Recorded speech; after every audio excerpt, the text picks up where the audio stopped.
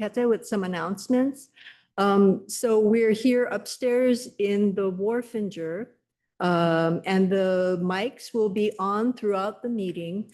The acoustics in this room are very challenging. So when you speak, please try to project so everyone who's actually in the room can hear you. And we have no online board members today.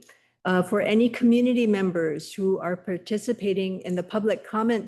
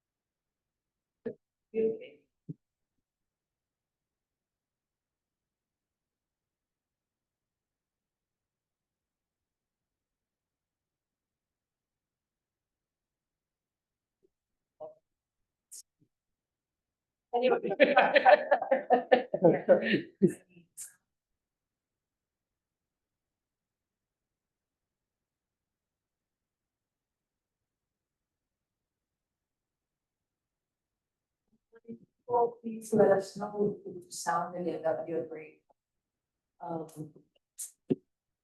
So,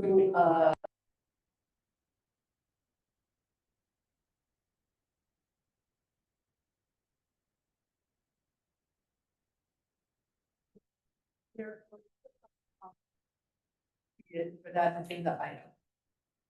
And if, again,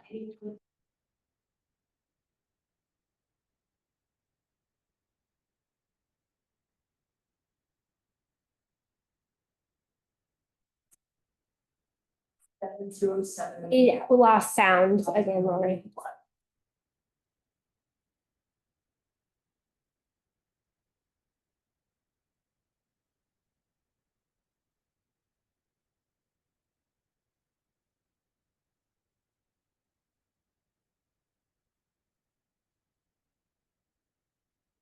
That's the.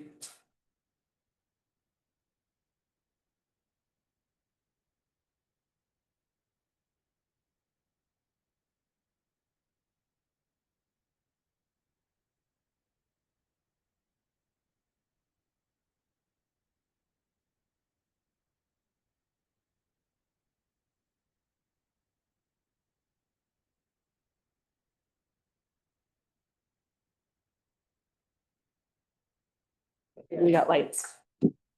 That seems like a good sign. Oh, yeah.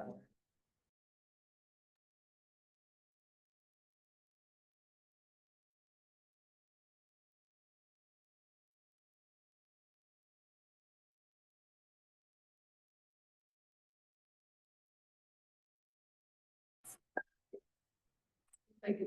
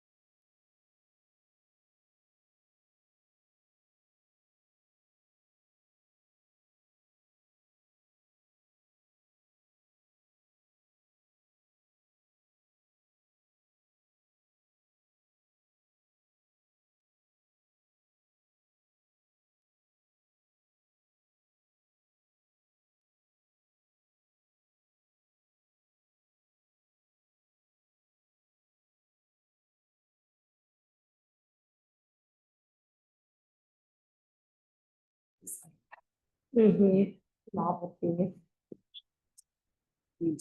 Big background for some. Okay. Very nice. Yeah. Yeah. If you text. It's not. That's what I was. Have been Yeah. years old, Yes. so if you're lying. Second grade. It's like she's 3, right? I don't know.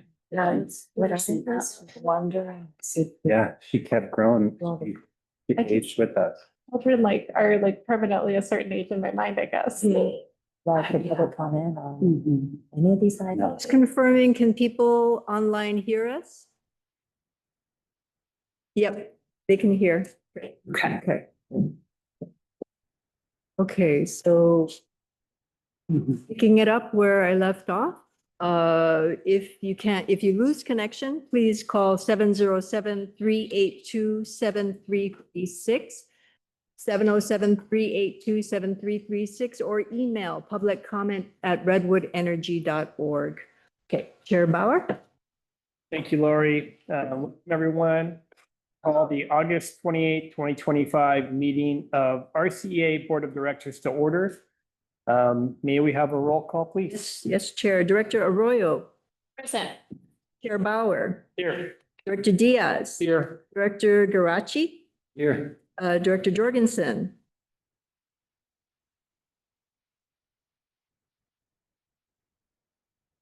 Director Jason Ramos is absent. Director Scafani. Here. Director Schaefer. Here. Director Wilson. Here. Vice Chair Wu. Here. There is a quorum. Thank you. And nobody's remote today, so we can move on to reports from member entities. Does anyone have anything like to share? Sherry? I just want to announce that we have a vacancy on the Humboldt Bay Municipal Water District Board. It's Division 3. Division 3 is kind of a funny shape. We had to rebalance the lines, rebalance the population because McKinleyville and Arcata grew a lot in the last census. So Division 3 includes now Blue Lake, which used to be in my division, Blue Lake, and then it kind of wraps around the east side of Eureka.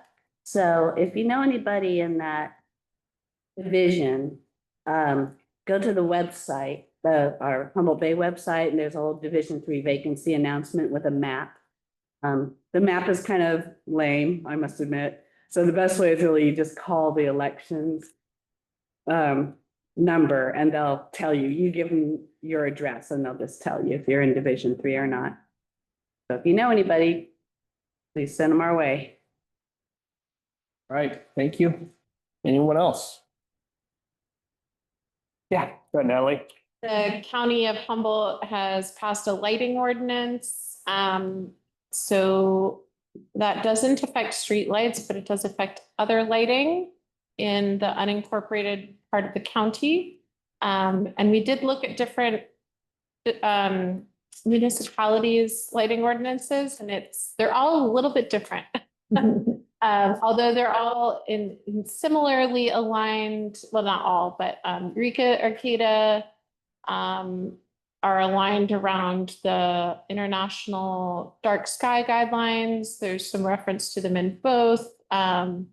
So if folks are interested, that's available now. And I mean, there are things like that the community would love to see us have more alignment on. But anyway, it is, since it affects people's energy use and decision-making around lighting, I just wanted to make sure to point that out for folks. Thank you. All right. With that, we can move on to oral written communications. This time is provided for people to address the board or submit written communications on matters not on the agenda. At the conclusion of all oral communications, the board may respond to statements. Any request that requires board action will be set by the board for a future agenda or referred to staff. Do we have anyone? Anyone in the audience? No? Online? No hands raised. Okay. All right. Well, with that, we can move on to the consent calendar. Item 4, all matters on the consent calendar are considered to be routine by the board and are enacted in one motion. There is no separate discussion of any of these items. If discussion is required, that item is removed from the consent calendar and considered separately. At the end of the reading of the consent calendar, board members or members of the public can request that an item be removed for separate discussion. Did anyone have anything to want to pull? No? No public asking for something to pull. Okay. Do we want to entertain a motion? The motion to approve consent calendar. Second, okay, we have a motion and a second. All in favor, say aye. Aye. Anyone opposed? All right. Motion passes. Okay, nothing pulled. Community choice energy business that we're on to. We have item 6, business consent calendar. We don't have anything. So, and no old business. With that, we'll move on to item 8, new CCE business. Item 8.1 is RCEA's Community Choice Energy 2024 Power Sources with the report from Power Resource Specialist Forrest Novotny. Welcome. Thank you. Yeah, good afternoon. For those of you I haven't formally met, I'm of course Novotny, Power Resources Specialist with RCEA. My main specialty is our regulatory compliance. So what you'll be hearing from me today on our Power Source Disclosure Report. So that's me.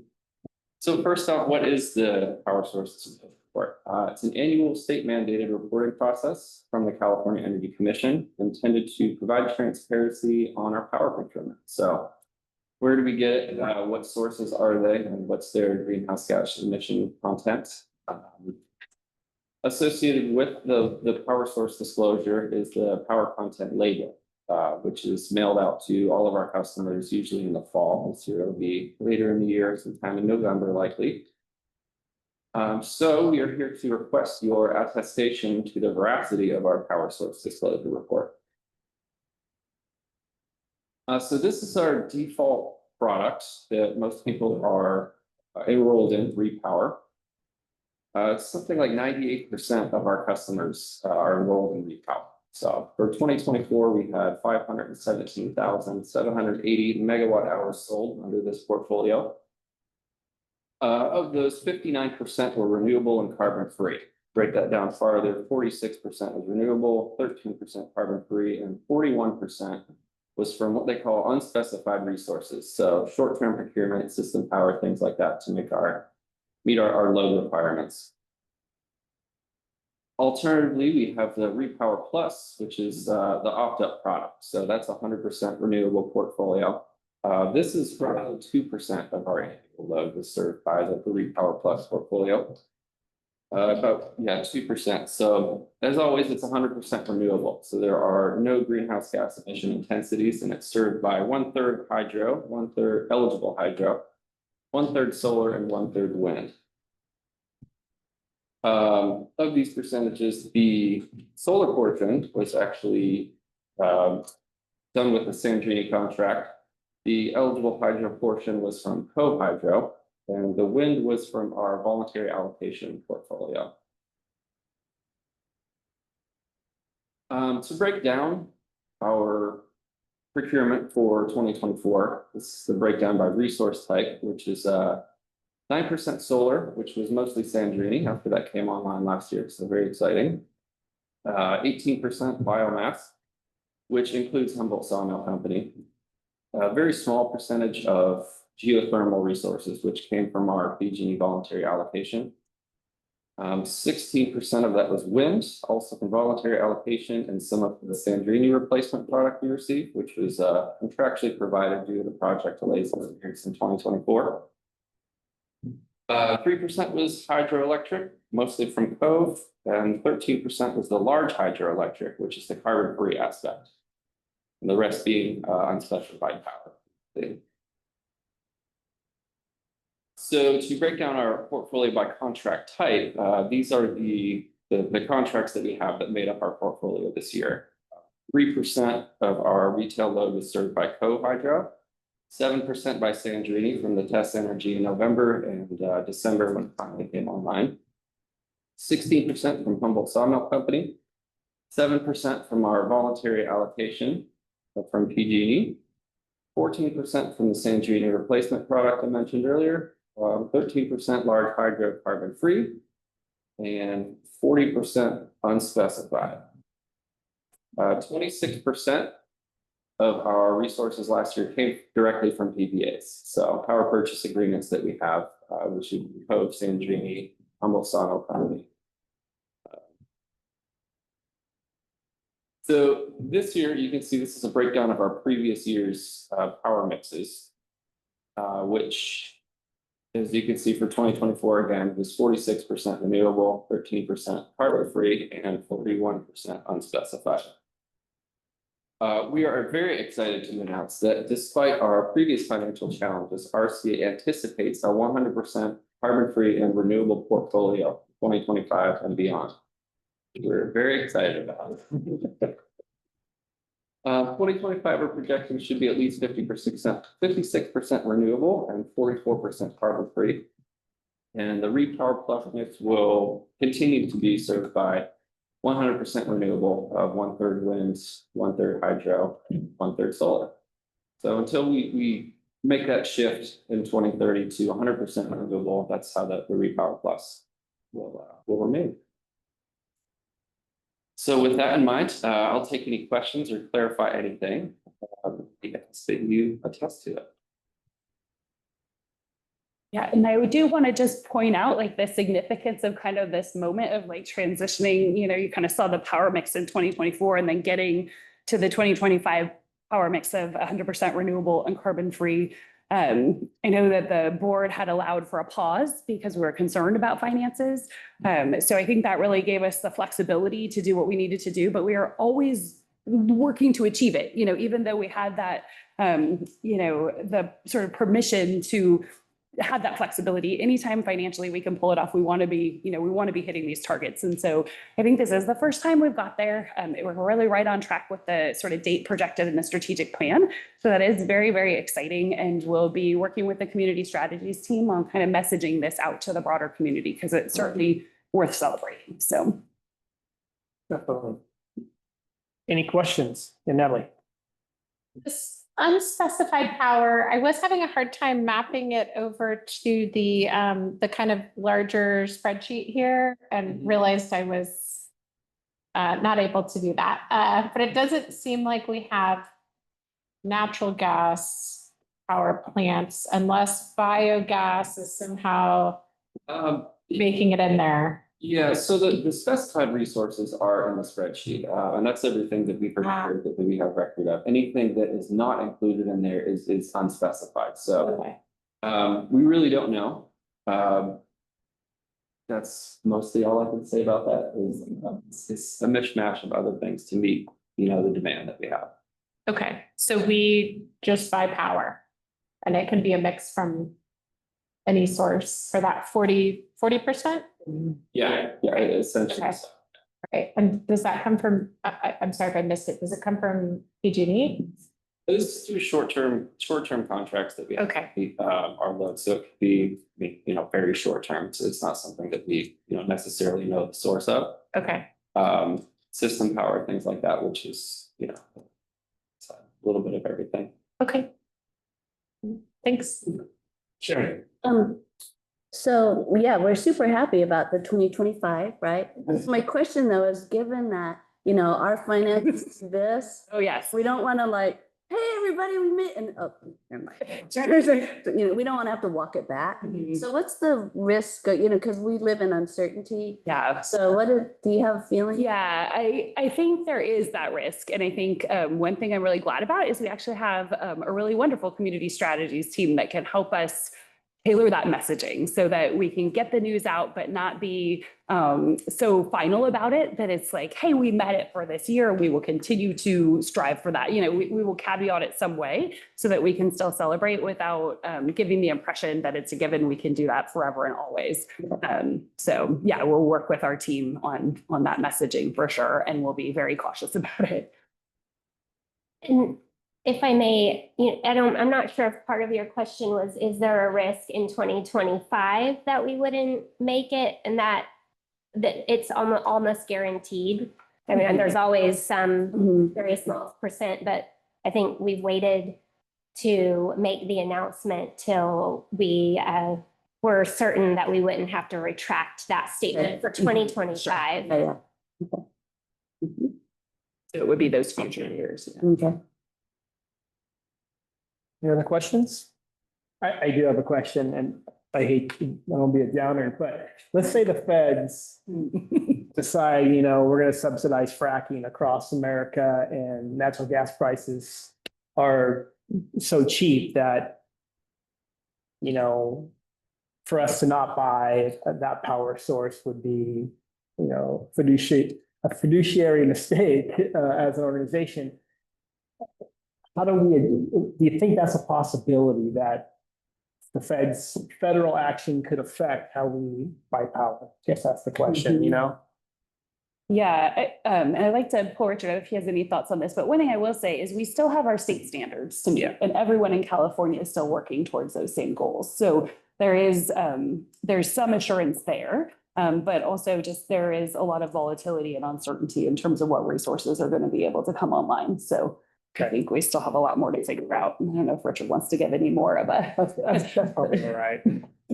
Yeah, feeling, I think it does help that we're in California. Yeah. That we do have our state standards to fall back on. Thank you. Any other questions? I guess we'll go out to the public. Is there anybody from the public? No. No one online? Okay. Well, we do have action to take.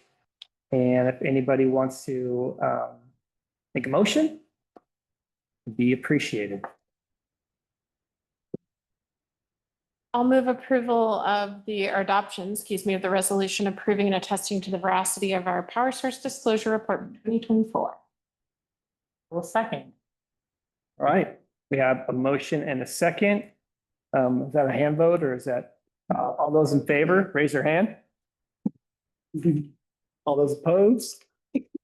Right, motion passes. And that is the end of community choice energy business.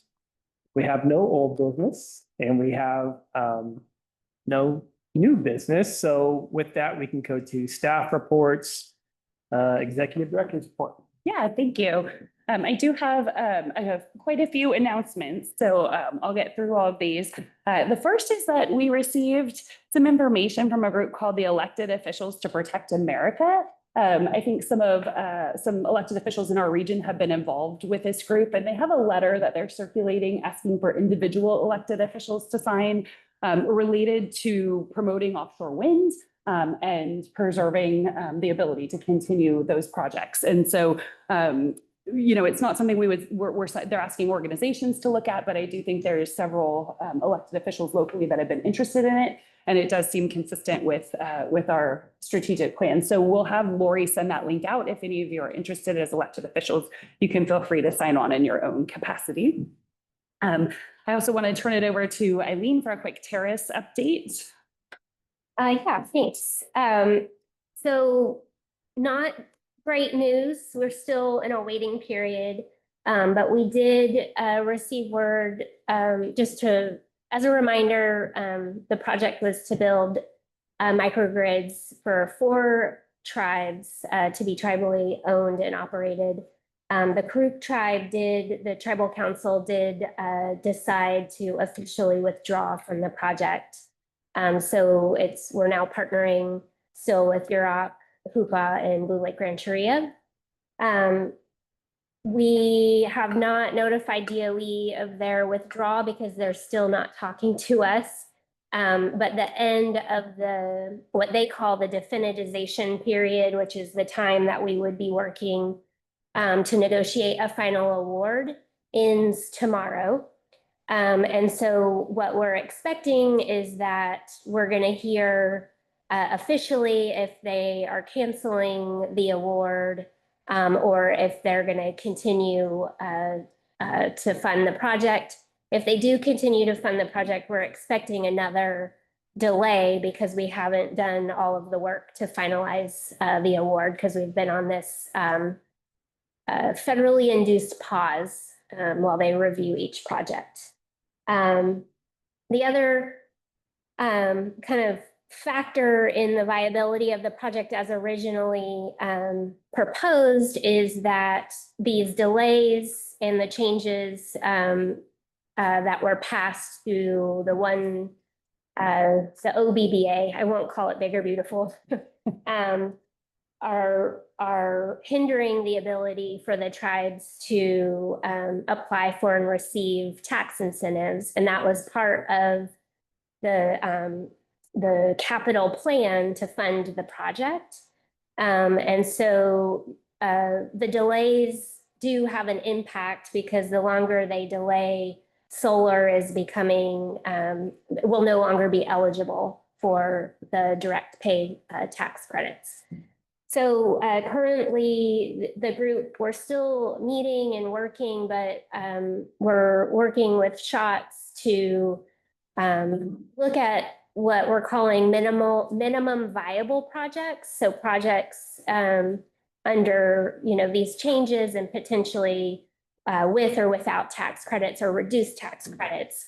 What are the projects that we could still get done? So we will have more news, I'm hoping soon, so we can kind of know one way or another. But the tribes are starting to look at proceeding without waiting for Department of Energy so that they could be eligible and meet those deadlines for tax credits. So I'll keep you updated. Great, thanks. Okay, back to some other announcements. We do for next month have a plan to give a presentation on energy use and AI related to AI and data centers that was requested. So that'll be coming your way. So make sure you can catch.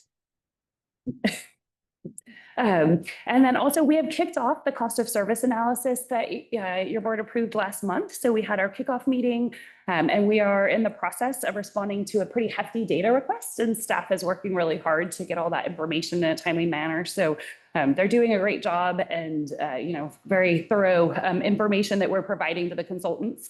So it's been a great process so far, and we'll just plan to report back to the board, at specific milestones or as we have better updates, but I'll keep you informed. And then I wanted to call your attention to the handout that was at each of your places. We will email this to you following the meeting as well. We put this together in relation to, the One Big Beautiful Bill Act. We put this together and we hope that it helps you as you're talking with constituents. It shows the different tax credits that people could access and sort of the new sunset dates. Some of them are very, very soon compared to what they would have been before. So this is just, something you can use in conversation if people are wondering, how long they can get an EV rebate for an electric vehicle, for example, through a tax credit. Some of this is as soon, stopping as soon as the end of next month. So we hope this is a good resource for you. If you have any questions about it, feel free to reach out to us. But we'll also get this information posted probably on our website or somewhere convenient. And then let's see, I wanted to give you an update on customer calls. We did have a total of 114 calls in July. The customer interactions, they centered on kind of opt-out requests, overall billing concerns, solar program transitions. People were receiving checks and having, solar program checks and having questions about those. We still have the collections agency doing some outreach for us, so we had questions about that. We did have a total of 18 calls to opt out, and based on providing the information just about what RCEA was and giving a little more education on that, half of them chose to stay in the program. So that's pretty good. And then let's see, our own electric vehicle rebate program has launched for this fiscal year. These are rebates that are $2,000 for the purchase of a new or used electric vehicle. We have already issued 13 of the rebates. We have another 6 that are pending approval. So we're getting pretty close to the $50,000 budget we set aside for this. It's going pretty fast. We did attend a 350 Humboldt event and table. They were really kind of doing events sort of around the same idea as the handout of, just kind of highlighting when these different tax credits were going away. So we expect there to be a real interest in our rebate because it could stack with the federal tax credit if people get a hold of it in the next month. So, we're keeping that program going. Our e-bike rebate program has not launched yet. It's ready to go any day now, either tomorrow or next week.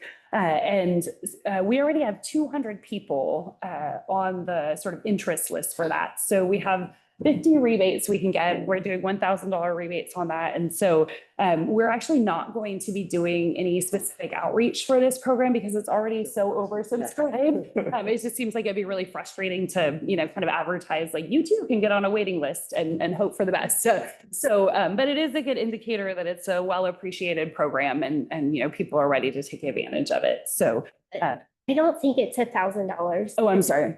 Go ahead. I think it's $400 for a standard bike, and we do a little bit of a kicker for adaptive bikes. Okay, thank you. And so a little bit more for those. So we'll have, yeah. So you decide, like, when they're oversubscribed, who would first come, whoever signed up first.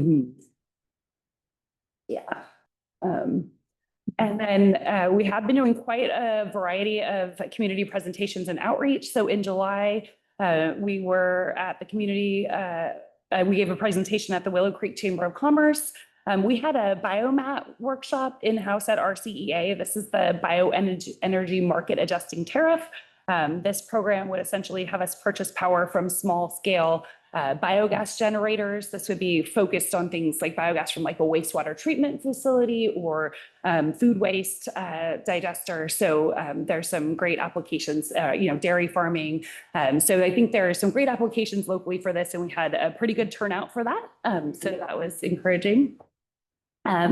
And then again, we participated in 350 Humboldt's energy efficiency and electrification fair. And I think they did the counting of the participants, and they had over 125 people come through on that at the Jefferson Center. So that was a pretty good event.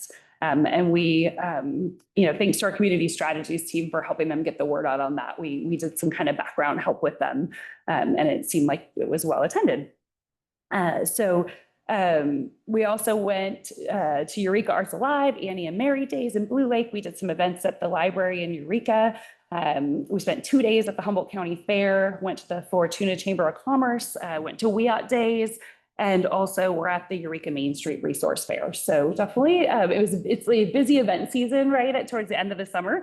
So our team's been working really hard to be out and about. We do have some upcoming presentations as well. We'll be giving a presentation at the Eureka Chamber of Commerce to their Government Affairs and Business and Industry Committee. We'll be tabling at College of the Redwoods for their Festejando Comunidad. This is a Spanish-speaking event they do. So we'll be tabling there. We'll be at Freshwater Grange and at the North Country Fair. Also at the Food for People distribution in Hoopa. And then this last one, you'll all be receiving an invite to. We are having the Foster Solar Project ribbon cutting. This is going to be on September 17th from 4 to 5 p.m. So, we'll make sure you all get invites for this. This project is just about to come online. It's 7 megawatts of solar plus 2.5 megawatts of battery. They're just wrapping up construction. So we'll let everybody know when we have the invite for that. Should be coming soon. And that's it. Any questions? Natalie?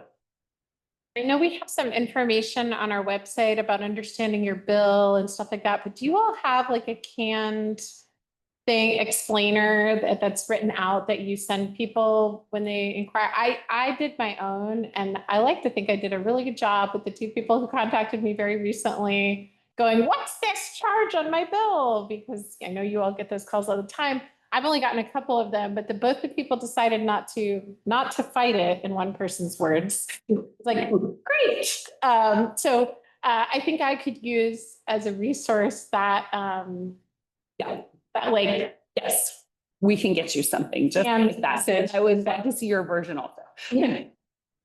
I hope I did a good job. One was on the phone, but one was written, and I think, they chose to stay in. We will get that. And then I like to call it HR1, the bill. 'Cause Yeah. It's, One. that's its House of Representatives one. It's named this year, although there's a new HR1 every year. All right. We have the explainers Yeah, to we'll send it out. guy owes someone. Yeah, Yeah. Nice. I want to thank staff too, when, they came and gave a presentation to council and it was, I thought it was great. I mean, I think it was understandable, like, here's what your bill looks like, and it was super helpful, and I recommend it to everybody, not to. Yeah, we're happy to do it. Yeah. Yeah, it was, thank you, super helpful. Any other questions? Yeah, Frank. And I think in an earlier meeting, you said that you were looking into the fact that we're reduced in revenues. And the thought originally was people were opting out.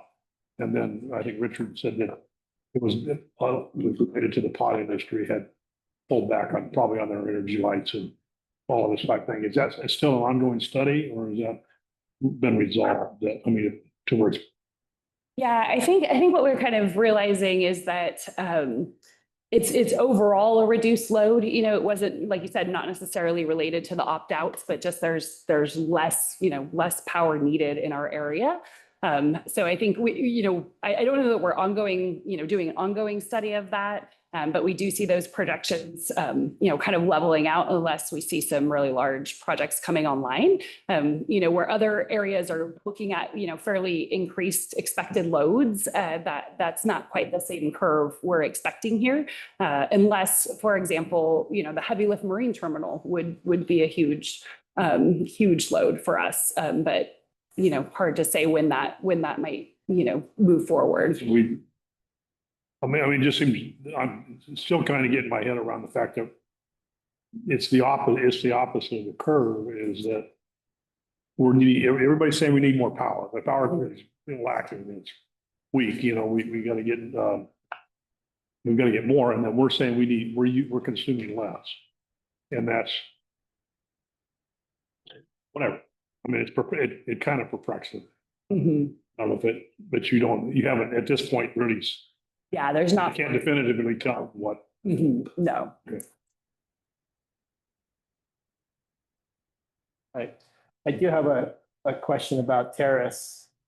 So tomorrow, the day, pretty much, we'll find out. I would hope so. I did reach out. There is still a person who responds to my emails.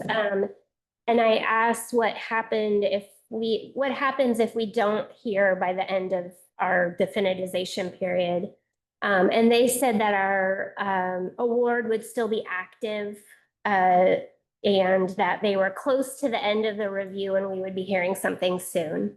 So I have a contact at the state that's administering the state's GRIP 2 award. They're also expecting to hear something by tomorrow, but they've indicated it could be close, but maybe not exactly tomorrow. But that wouldn't in and of itself cancel the project or the award. I'm just wondering if the feds are lost cause, if cap and trade, can we, come on, state, cover it all, The group is working really hard on all fronts of looking for additional funding. And I think once we hear, we'll have more of a stance on advocacy, specifically at the state level, and whether or not the climate bond funds could be used to help this project. And so it's easier to advocate when we have a decision and we know what's going on versus now where we're just kind of in limbo. Has there been any further discussion at the state or within Terrace in regard to what actions may be taken if the award is not awarded, or if it's withdrawn? If it's withdrawn or not awarded, the group has, decided to discuss whether or not we want to file suit and seek damages. And, you know, we discussed before with legal of whether or not we could have done that with the delays. We didn't, because it was a conditional award, we didn't have damages, but if they withdraw, then that would be a discussion point, and we would come to you all of, you know, RCA's role in that.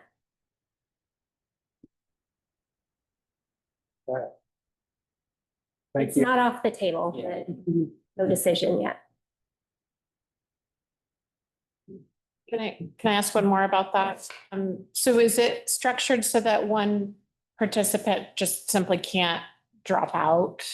Or, I don't know, I know some Yeah, I can't, I mean, grants allow for that, so. are you speaking specifically to Karuk, with? Yes, if they choose not to participate, you know, could it be modified? It doesn't sound like it, but. No, you know, all along when they were speaking to us, we could modify up until final award. So this is our impression or understanding. I don't have any solid guidance from DOE on this, but it's our understanding that we could modify our award for final award and remove that section of the project. So the project was divided into sub-recipient budgets. And for us to lose a partner, it's not good. We would rather, you know, they're still very much impacted by the resilience issues that we're trying to address. However, they were the end of the line, and so it wouldn't impact the nested microgrid between Hoopa and Yurok. Right. And so there is a very reasonable path forward with a reduced award from DOE without that piece of the project.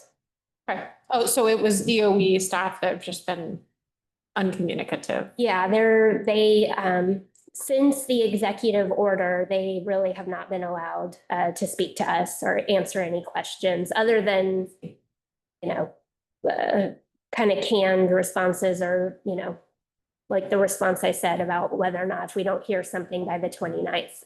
Okay. Thanks for navigating that. Yeah, it's As best you can.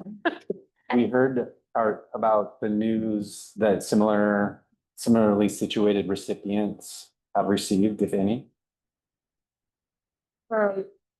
My contact at the state has also not, it's our understanding that across the board, nobody has gotten any news yet. And so I guess to back up, they did a very large data request on all recipients. And it's our understanding that it wasn't just recipients for GRIP 2 that were under conditional award, it was all GRIP. So even people who had started spending money and had projects started. And so that's the review they're talking about, and then making decisions on which projects move forward. They have passed a lot of guidance in the last couple of months that make solar projects seem very difficult to do. Like there's now 3 levels of federal review for any action taken on a project that involves solar or wind, and they're extending that even to tribal lands. And so that's to be probably contested, but the landscape is challenging at best for solar projects.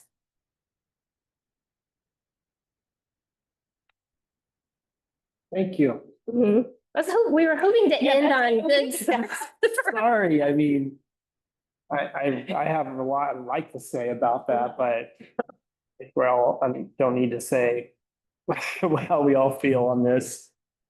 All right, I think. Can we just extend Please. this a little bit? I'm sorry, but this offshore wind project in Rhode Island that was already under construction and then was ordered by the Trump administration to cease and desist their construction.